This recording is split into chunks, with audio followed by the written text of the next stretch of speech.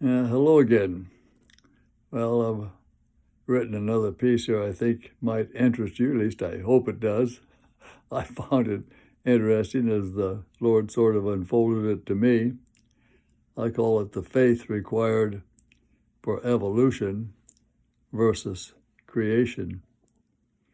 That God created Earth, its cosmic environment, and all its terrestrial population, including man, takes a bit of faith.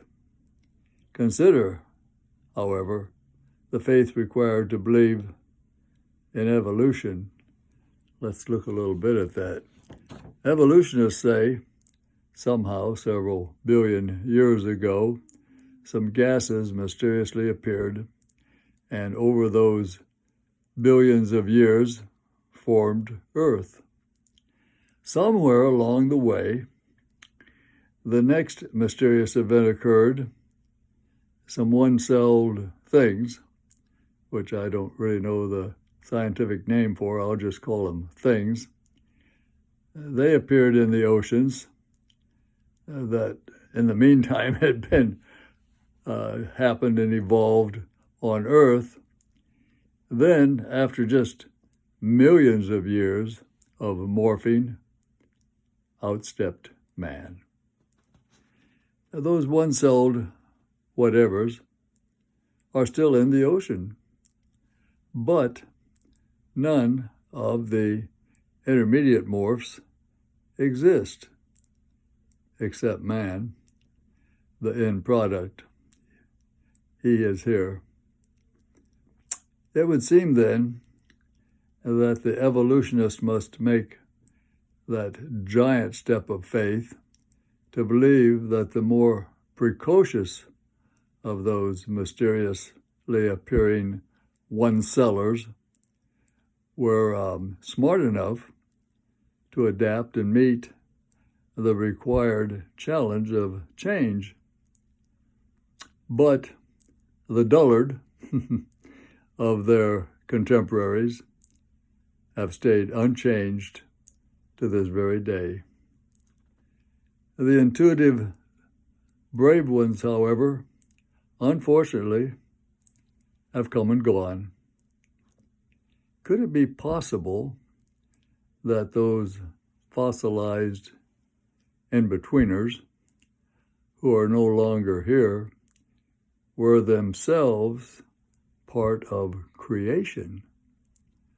Like other created plants and animals that are no longer here, they too have just passed from the scene. What do you think of that possibility? So given the choice of faith requirements, I think I'll opt for the God who has the power, the vision, and plan to create what I enjoy today.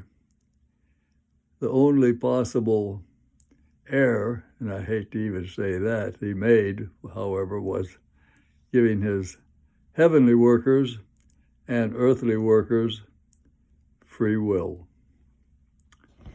And unfortunately, a third of the heavenly workers, led by Lucifer, made an eternal mistake. God's first two created earthly workers also made a big mistake. Matter of fact, I say they didn't even make it to first base. But in their defense, it was the heavenly malcontents that were the causative blame.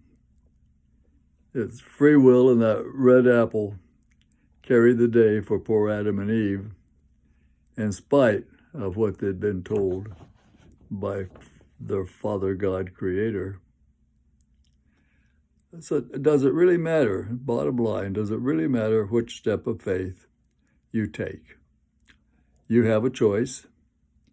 You can go with faith in the mysterious gases one, which, in my opinion, really has no option but an eventual progressive evolution back to the lifeless clicker starting point, unless, of course, man in his wisdom can save it, or put your faith in the loving God who, in spite of free will, has made provision for his creation to experience 1,000 years of an environmentally paradise on earth, and then an eternity on an even more perfect environment.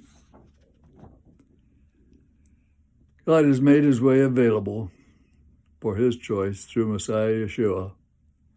The other way has also an eternal plan and author. Which is your choice? Thanks. Join me again next time.